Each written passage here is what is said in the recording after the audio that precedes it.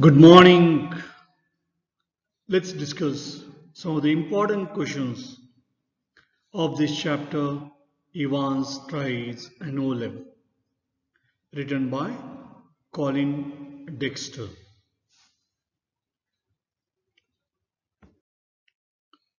Question number one.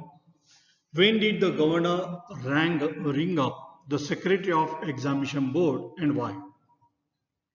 It was in early March when the governor of Oxford prison rang up the Secretary of Examination Board that one of the prisoners Evans wanted to take an O-level examination in German.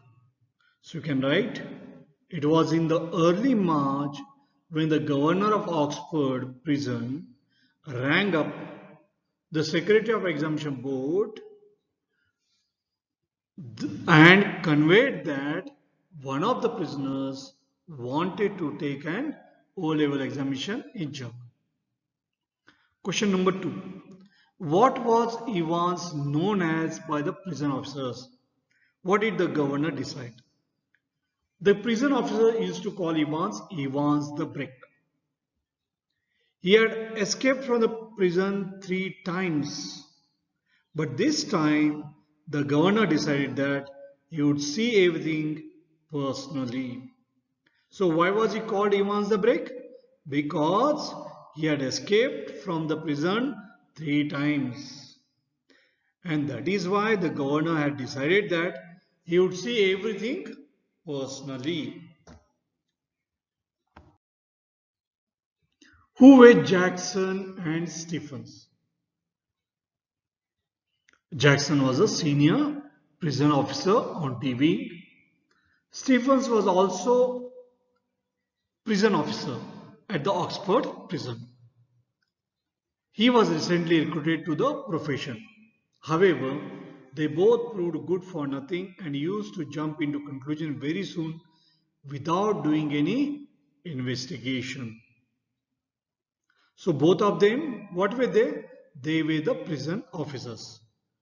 Jackson was senior prison officer and Stephens was a new recruit. Question number 4.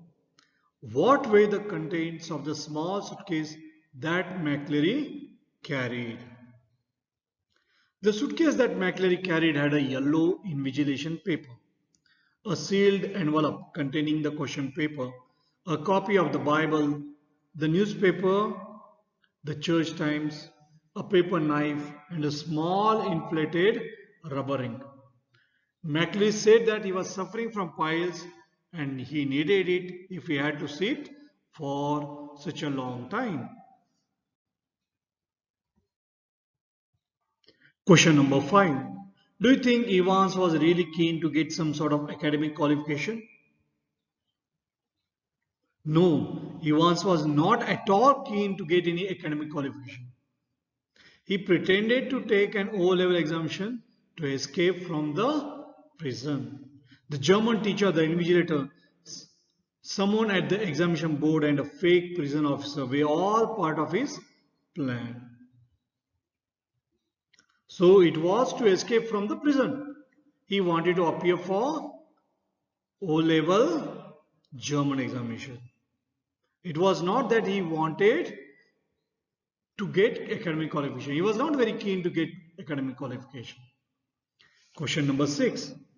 When did the Assistant Secretary of Examination Board ring up the governor and why? At 9:40 a.m., the Assistant Secretary of the Examination Board rang up the governor to say that there was a correction slip which some fool had forgotten to place in the examination package. Question number 7. What did Jackson ask Stephens to take away from Evans' cell and why? Stephens was asked to take away Evans' razor, which he was going to shave, and also his nail file. In fact, they didn't want to leave anything with which Evans could do any mischief. Question number 8. How did the governor react to the 2 phone calls he received in quick succession? The governor received 2 phone calls in quick succession in the morning. One was from the examination board informing him about the correction slip. The second call was from the magistrate's court asking for the prison van. In fact, both the calls were hoax and part of Ivan's escape plan.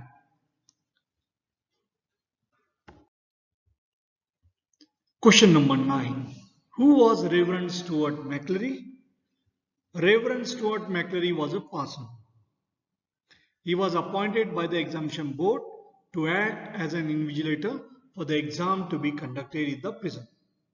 But in fact, the person who came there to invigilate was one of Ivan's accomplices.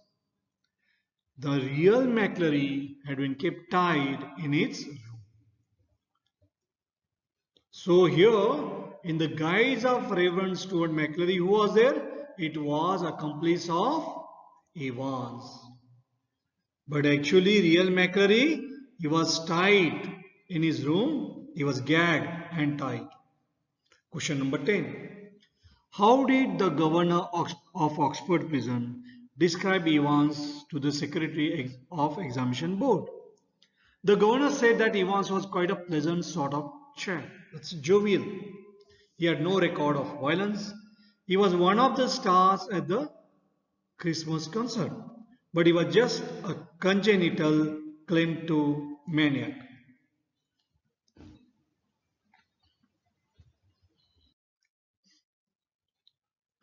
Question number 11. What seating arrangements were made in Ivan's cell for the examination? Two square tables were placed opposite to each other in the cell. One of the tables was placed nearer the cell door. Then Stephens brought two hard chairs. He placed them in front of each table. Question number 12. What would Stephens see whenever he peeped from the peephole? Whenever Stephen saw through the peephole, he found that the scene was much or less the same. Evans, his pen between his lips, sat staring straight in front of him towards the door. And opposite him, McClary seated slightly askew from the table. Question number 13. What was the scene at the D wing when Stephens went there after McClary had left? When Stephens re-entered D wing, he walked to Ivan's cell and opened the peephole. He saw a man fallen back in Ivan's chair. A grey blanket was slipping from his shoulders and his closely cropped hair were covered with fierce red blood. Question number 14. What did Evans tell the governor about the blood on his head? The governor asked Evans how he got that blood to pour over his head. At this, Evans replied that it was a pig's blood that the person disguised as McClary brought with him in a little rubber ring. That got to mix with trisodium citrate to stop it clotting. Question number 15. What kind of a person was Evans? Evans was quite a pleasant sort of fellow. So he was a very jovial person. There was no record of violence against him. At prison, he was one of the stars at Christmas concert. But he was a kleptomaniac. That too, he was a congenital kleptomaniac. What does it mean? He had a habit of stealing the things right from the childhood. The police would often arrest him, but he was very clever. He always managed to escape from prison. Therefore, the prison officers would call him Evans the Brick. This question is very important. When you are asked to write a character sketch, you can write. If it's a short answer type question, absolutely no problem. Question number 16. Did the exam go as scheduled? The exam did not go as scheduled. The exam was scheduled to start at 9:15 a.m. Stephens took some time to frisk McClary. When the exam was just going to begin, Evans objected Stephens' presence there in his cells.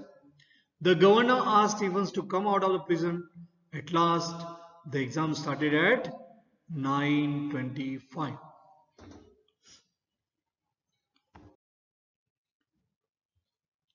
Question number 17. Did the clues left behind on the question paper put Evans back in prison again? The injured McClary said he knew where Evans had gone. He pointed towards the question paper. A photocopied sheet had been carefully and cleverly superimposed over the last but blank page. McClary said that Evans had gone to Elsfield Way, but the person impersonating McClary was in fact Evans himself. The clues left on the question paper were to misguide the police. Question number 18. Where did Evans go? Evans went to a hotel named Golden Lion at Chipping Norton. So where did he go? He went to a hotel named Golden Lion. Question number 19. Did the injured McClary help the prison officers to track Evans? The person who pretended to be injured was not McClary. He was Evans himself. Actually, he produced some such clues which were to put the police on the wrong track.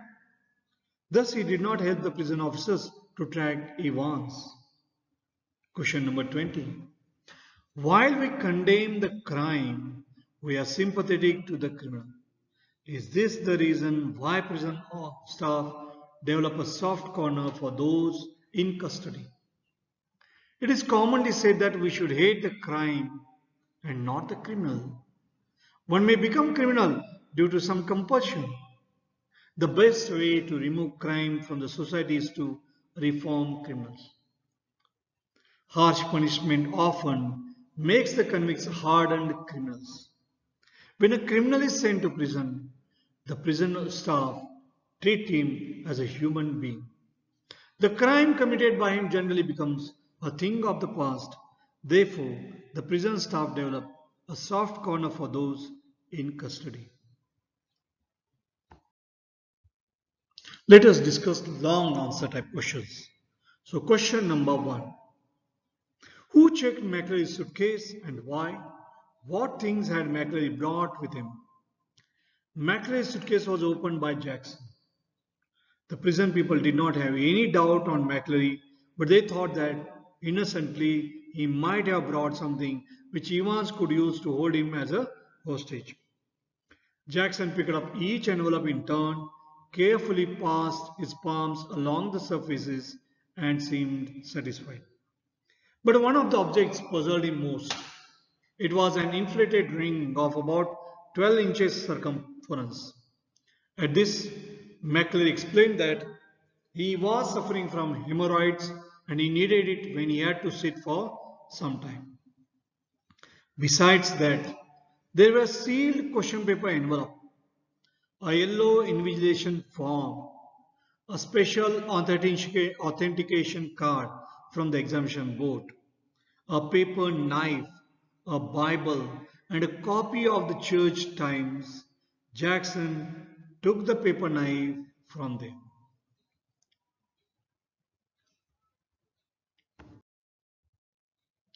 Question number 2. Describe the precautions taken by the prison officers to prevent Evans from escaping. Important question. So what were the precautions? What were the measures taken by the prison officers so that Evans would not escape? Because Evans had escaped 3 times in the past. So they never wanted Evans to escape. All the measures were taken to prevent Evans from escaping. The governor decided to inspect all the arrangements. So the governor himself has decided to inspect all the arrangements. The examination was conducted in the prisoner's cell. It was locked from outside with a heavy lock. A device was placed so that the conversation could be heard. So the governor himself could hear all the conversation that was going on in the cell. All the objectionable objects of Evans were taken away before the examination. Even the invigilator McClary was frisked. So they checked physically whether he had anything. His paper knife was taken away by Jackson. There was a peephole in the doors of the cell, and Stephens was asked to peep through it every minute. The prison staff wanted to take no chance with Evans, but Evans proved too smart for them. In spite of all these arrangements, he managed to escape. Question number 3. Where did the governor find Evans? How was he able to locate that place? After a gentle stroll round the center of Chipping Norton, Evans decided to return to the hotel. He collected his keys from the receptionist and went up the stairs to his room. He unlocked the door and closed it quietly behind him. But he was frozen to the spot when he saw on the bed the very last man in the world he had wanted to see. So who was sitting there on the bed? So Evans was caught once again, though he had escaped. That man was the governor himself. Evans asked him how he came to know that he would be in the Golden Lion Hotel. The governor told him with the help of the correction slip. Actually, the correction slip helped him where he is supposed to go after escape.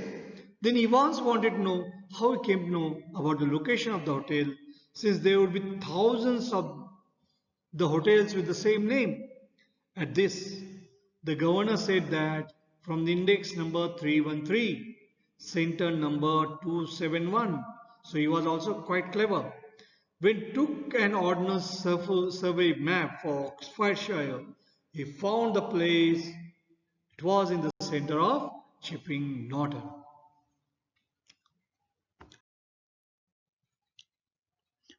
Question number 4. How far was Stephens helpful for Evans' escape? Stephens was a newly recruited officer in the prison. He was very particular about showing his efficiency in front of the higher authorities. He was especially glad that he was in charge of Evans' examination. However, he forgets that to handle such a criminal like Evans could be risky for a novice like him. Evans complained of Stephens' breathing and got him naturally out of the cell. Once out of the cell, Stephens kept peeping into the cell, but soon got fed up with him. To show that he was very confident and efficient, he left the cell door to come after short intervals. The short intervals soon became longer and very longer, giving time for Evans to dress himself up inside the cell. Stephens was taken to the highest joy when he received the fake call from the governor to take the invigilator out of the prison. He, in his pride, took the invigilator out of the prison and made way for Evans' escape in a wonderful way.